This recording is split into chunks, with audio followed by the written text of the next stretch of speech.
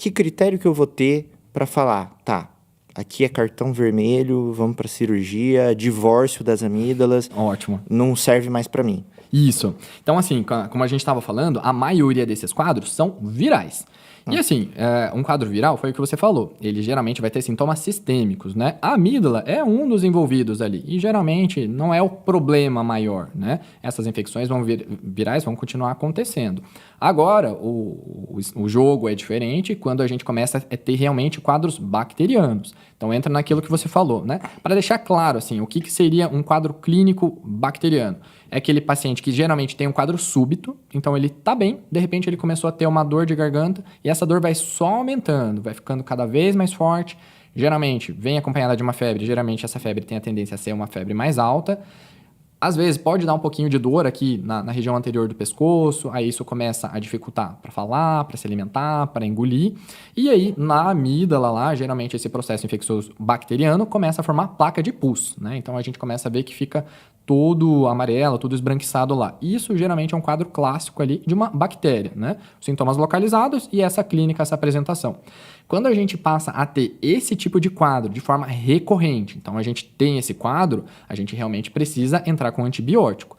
Ah, esse paciente está tendo a cada mês, a cada 2 meses, esse mesmo quadro, e aí está precisando usar antibiótico de forma recorrente, então a gente vê que é um problema localizado, é uma inflamação crônica ali, esse paciente está tendo essa recorrência. Aí sim, nesse caso, eu acho que uma primeira tentativa, conforme cada caso, né? Acho que isso tem que ser avaliado, a conduta de cada um e cada caso é um caso. Mas nesses casos de infecções bacterianas clássicas, documentadas, uma tentativa seria a gente tentar melhorar a imunidade local, que você falou. Uhum. Existem medicações que a gente consegue, às vezes, melhorar um pouquinho o nosso sistema de defesa, induzir a produzir mais anticorpos para combater melhor essas infecções bacterianas. E aí, assim, dependendo do caso, se isso falha, se essas infecções, ainda assim, se essas infecções bacterianas, né? Que fique claro, estou frisando aqui várias vezes, né? Essas infecções bacterianas recorrentes, aí sim, nesse caso a gente pensa em retirar esse foco de infecção recorrente. Nesse caso, esse paciente seria candidato à cirurgia. Ou, salvo se esse paciente começa a ter, aí varia muito a indicação, a conduta de cada cirurgião, mas infecções complicadas, né? Então, esse paciente que teve aquele quadro que eu falei lá, começou a ter um abscesso, já não está localizado só na amígdala, começou a extravasar pus ali para o palato mole, ou teve alguma infecção mais grave, que teve algum abscesso cervical. Nesse caso, aí a gente já pensa, primeiro episódio de uma infecção grave, às vezes já vale a pena pensar na cirurgia, porque né, não vale a pena o risco, né? Uma infecção muito mais grave, então vale a pena eliminar esse foco.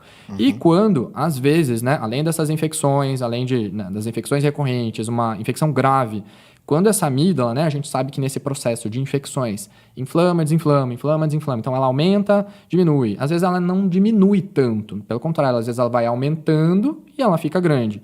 E esse aumento da amígdala, mesmo sem estar infeccionada, quando ele passa a causar alguns sintomas obstrutivos, então, esse paciente passa, às vezes, pode ter criança, né, mas comum, às vezes, tem dificuldade para se alimentar, ou principalmente no sono, se essa criança passa, até adulto, passa a roncar ou ter apneias por conta dessa amígdala que está hipertrofiada e está obstruindo a via aérea, né? Lembrando que quando a gente dorme, a nossa musculatura relaxa. Então, uma amígdala que está grande, ali está praticamente quase tocando uma na outra, com a musculatura relaxada, é muito fácil, né? Elas se tocarem e aí causarem essa obstrução. Então, causando esses sintomas obstrutivos, eu acho que aí realmente seria um critério que a gente pensaria em cirurgia, né?